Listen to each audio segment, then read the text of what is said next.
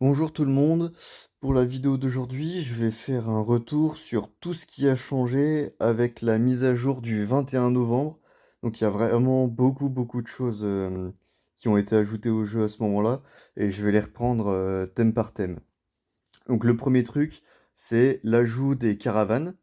Donc pour les caravanes, en quoi ça consiste? En fait, tous les jours, vous allez avoir 4 caravanes individuelles qui vont être ici, hein. Là, les 4 emplacements, ils sont vides parce que les miennes, elles sont en train de marcher. Ça prend 4 heures à faire le trajet. Vous voyez, là, je les ai lancées il y a 1 heure, donc il en reste environ 3. Vous allez avoir des caravanes de différentes raretés. Euh, il y a commune, il y a rare, épique, euh, et mythique. Et en fait, vous allez avoir différents du coup types de ressources en fonction de la rareté de la caravane. Donc, il faut avoir des accélérateurs, des cristaux, des ressources. Il y a des choses vraiment très intéressantes. Vous pouvez aussi avoir des fragments hominides de dinos qui sont extrêmement rares et donc super intéressants. Et en fait, on peut attaquer les caravanes des autres pour leur voler une partie des ressources. Donc ce qui va être le plus intéressant, ça va être d'attaquer les caravanes de plus grande rareté, donc les caravanes épiques et les caravanes mythiques, donc les violettes et les oranges. Un truc à noter sur notre serveur qui est le 11, c'est que donc c'est dans ce bâtiment-là, hein, le poste d'échange qui est pas très loin du jardin. Vous voyez là par exemple, je vois qu'il y a Oupsi qui est sur le même serveur que nous. Donc là, techniquement, je peux attaquer leur caravane d'alliance. Là, on le voit parce qu'il y a plein de wagons, donc c'est ça la caravane d'alliance. Et en fait, on peut filtrer les caravanes d'échange locales. Sauf que le fait de cocher ça, ça va pas vous empêcher de, de les voir quand vous allez changer sur le poste. Vous voyez, ça change à chaque fois que je me connecte dessus. Et si je le fais suffisamment ou avec un peu de chance, en fait, je vais quand même retomber sur des gens du S11. Ça arrive régulièrement quand on se connecte j'ai pas mal de retours là-dessus, hein, de se connecter, de voir que bah, il y a des gens du S11 dessus. Du coup, ce qu'il faut faire, c'est non seulement cocher donc ici, pour ne plus voir les gens du S11. Et en plus, par réflexe, quand vous allez dans ce bâtiment-là, vous cliquez sur actualiser qu'il y a en bas à droite. Et vous le faites autant de fois que vous voulez. De toute façon, vous allez retourner sur les mêmes personnes. Vous voyez là, les pseudos, ils changent pas trop. Et par contre, quand vous allez actualiser, ça va actualiser sans les caravanes du S11. Donc je vais vous montrer un exemple de caravanes qui sont intéressantes à piller. Hop, bah lui il est un peu fort et puis il a pas ce que je veux. Tac, je vais essayer d'en trouver un intéressant. Alors est-ce que je vais en trouver un? Parce qu'il y a des choses qui sont beaucoup plus intéressantes à piller que d'autres. Ah ouais, lui par exemple, vous voyez quand c'est barré, quand c'est grisé et barré là, avec le cercle en rouge, ça veut dire que la personne s'est déjà fait attaquer et s'est déjà fait piller ces objets-là. Parce qu'on peut se les faire piller qu'une fois, et heureusement.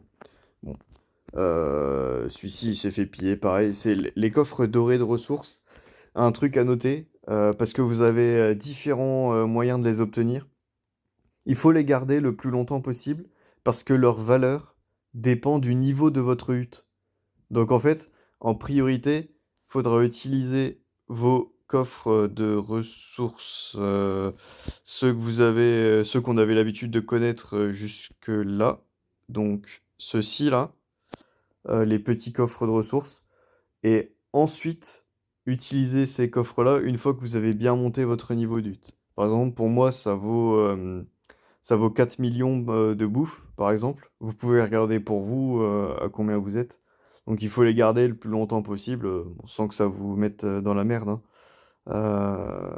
Bon, je vais vous montrer un petit combat rapide.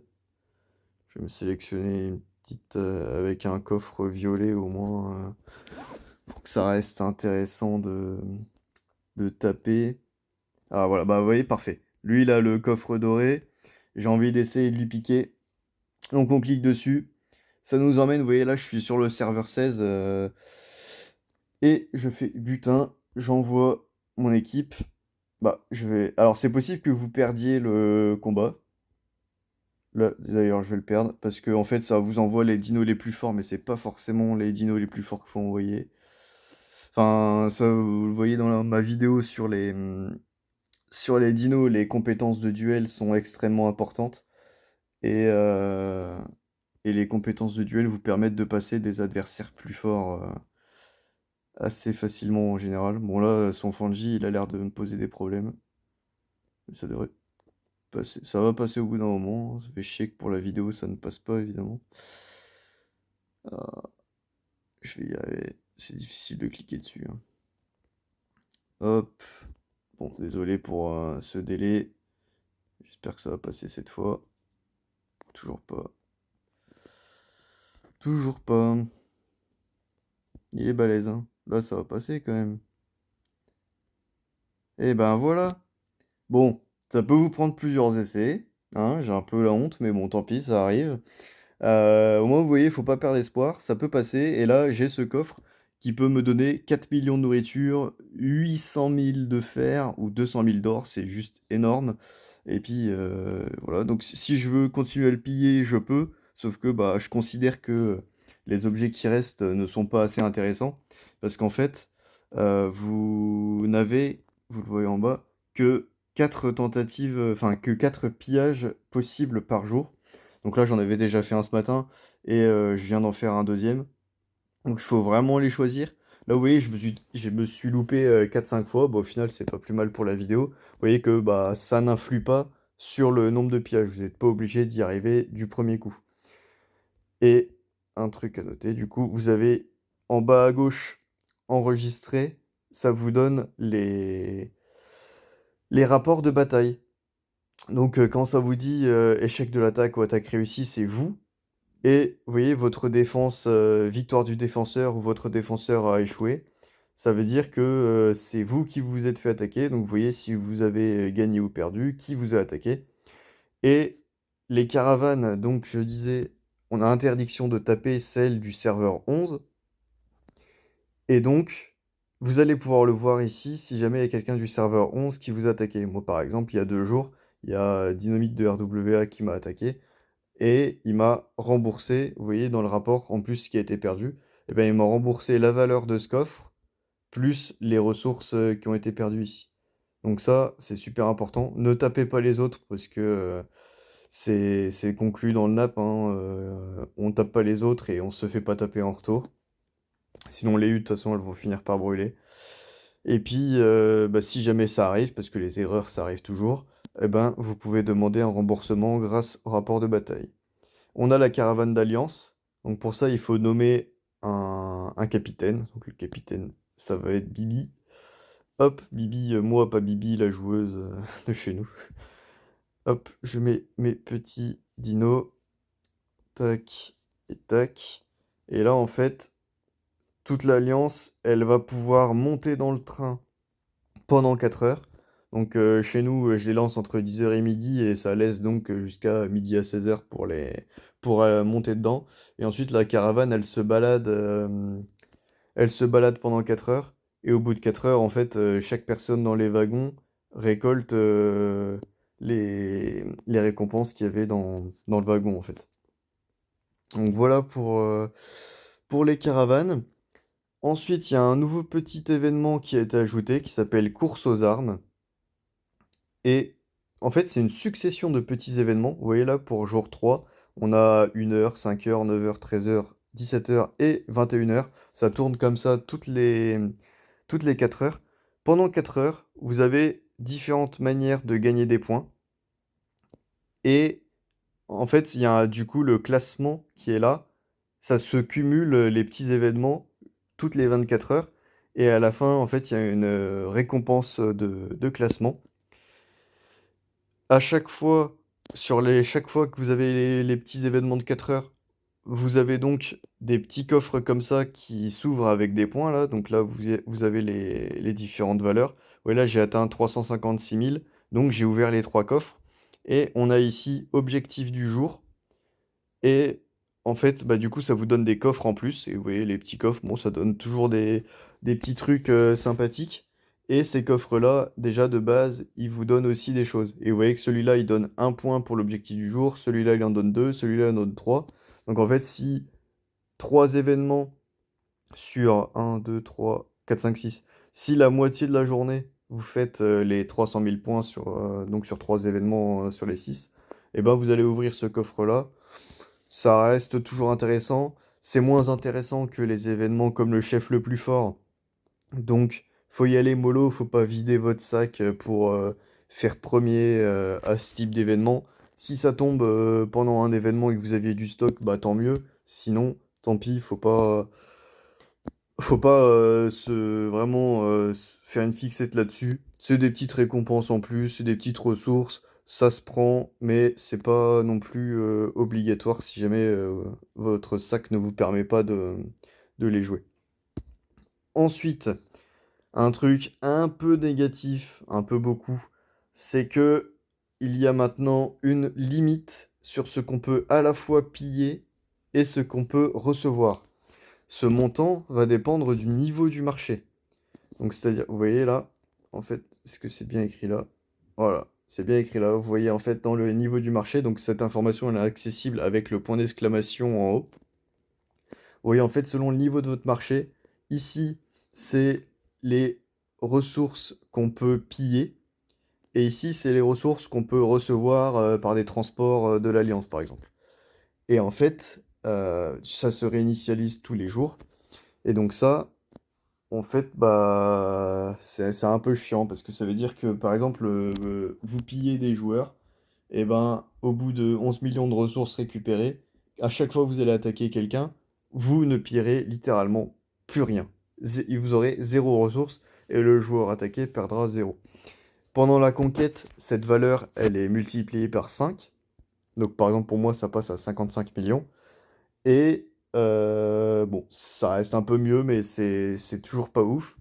Ce qu'on a fait chez nous, et ce que je vous conseille de faire, c'est que du coup, quand on voit des... Ça arrive hein, dans les conquêtes de voir des joueurs qui ont 100 millions de ressources chez eux, et bah du coup on pille, et ensuite on se dépêche de filer les bons plans aux autres joueurs de l'Alliance, et puis bah du coup du serveur, si jamais l'Alliance s'est déjà bien servie, pour que tout le monde puisse en profiter, parce que de toute façon, un joueur seul ne peut plus piller toutes les ressources qu'il trouve.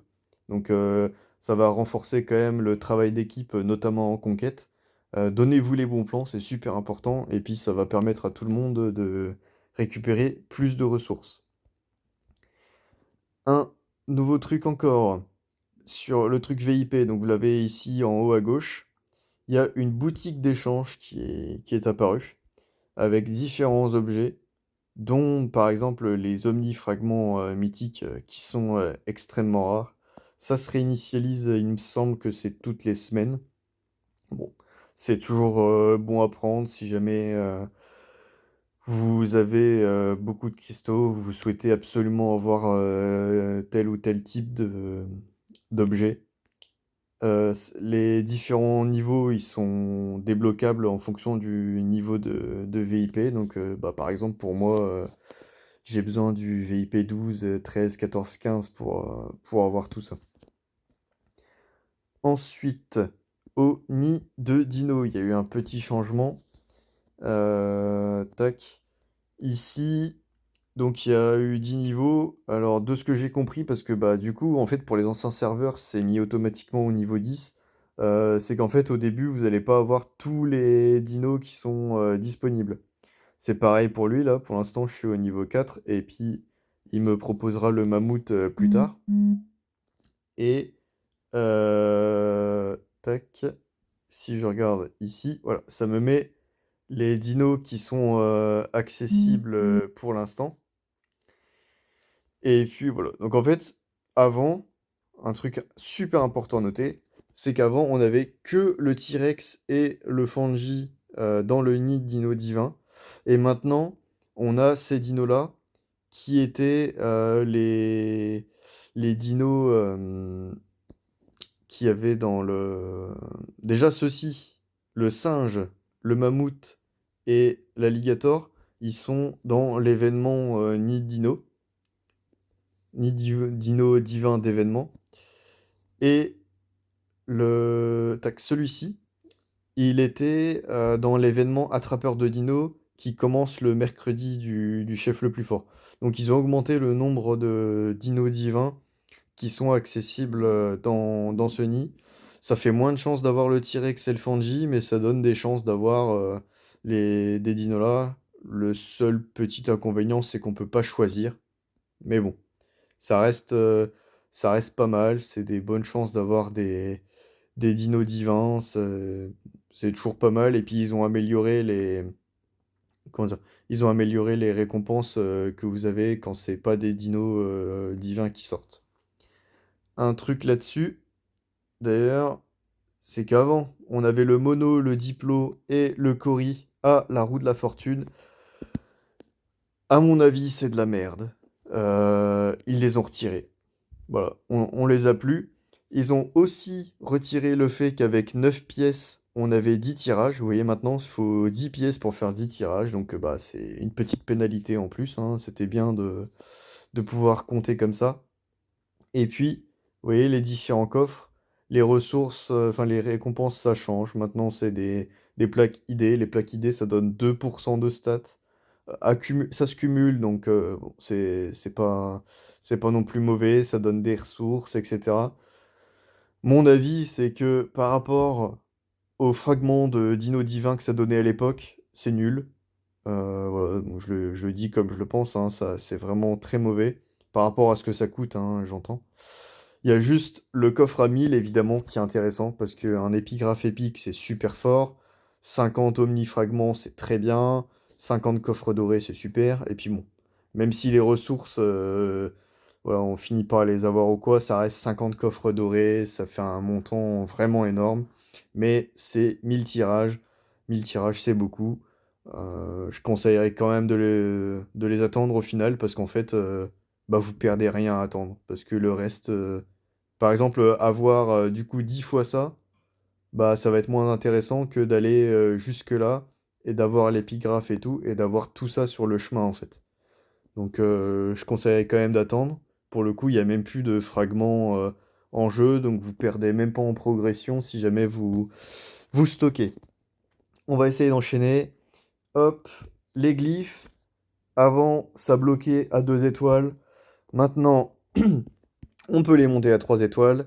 Ça coûte une couille, mais ça donne beaucoup de stats. Ça donne de toutes les stats, les glyphes, donc elles sont quand même vachement intéressantes. Je les ferai pas en priorité, pour moi c'est j'aime et j'aime dame de votre spécialité à passer à 3 étoiles en priorité.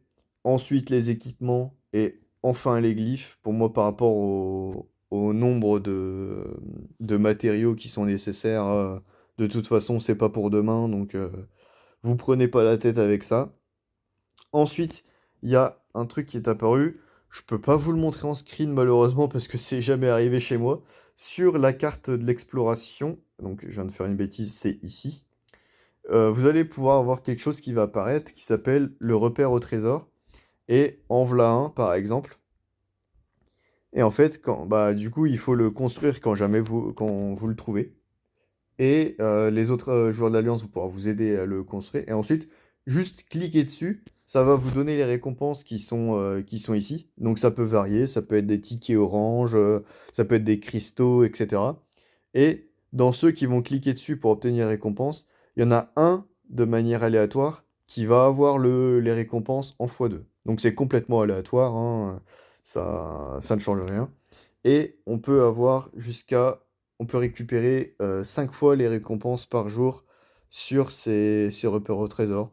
C'est intéressant, c'est un petit truc en plus qui peut donner des petites récompenses à tout le monde. Et puis bon, bah moi je trouve ça sympa. Enfin, donc j'ai parlé des ressources, vraiment ces coffres-là, là. Tac. Ces coffres-là, je me l'étais noté, mais j'insiste, hein, ne les ouvrez que quand vous avez atteint un gros niveau de hutte.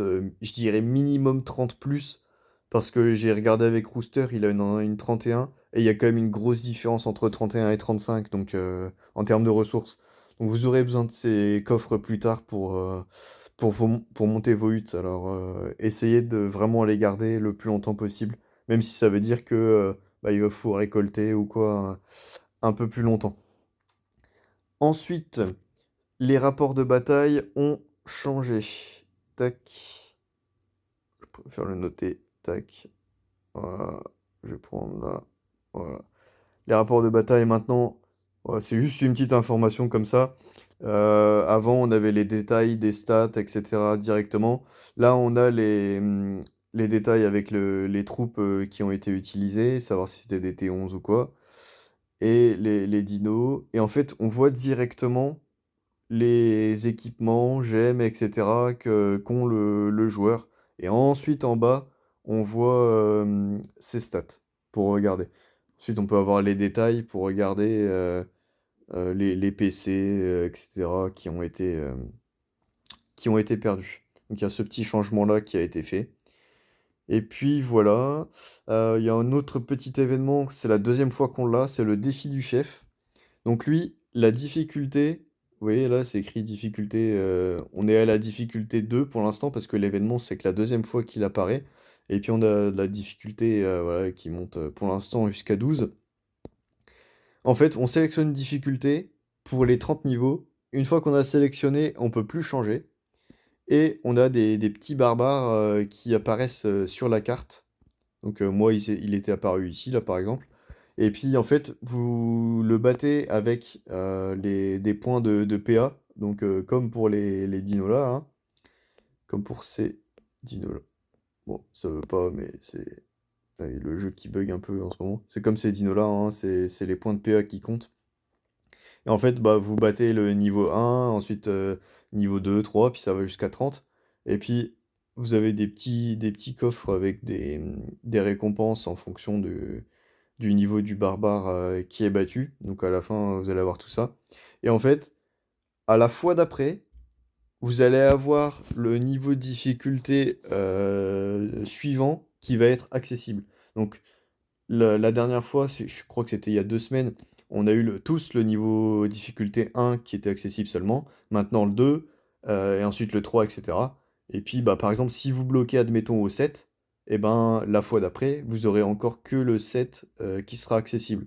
Alors que ceux qui l'auront réussi auront accès au 8, et ainsi de suite. Et les récompenses s'améliorent à chaque fois. Donc voilà pour cette info-là aussi. Je pense que j'ai rien oublié et la vidéo est déjà assez longue comme ça. Donc si je vois rien d'autre, je vais vous laisser là. De toute façon, si j'ai oublié quelque chose, surtout, n'hésitez pas à me le faire savoir pour que je fasse un petit complément d'information. Et puis d'ici là, je vous dis à la prochaine. J'espère que cette vidéo vous aura plu. Salut!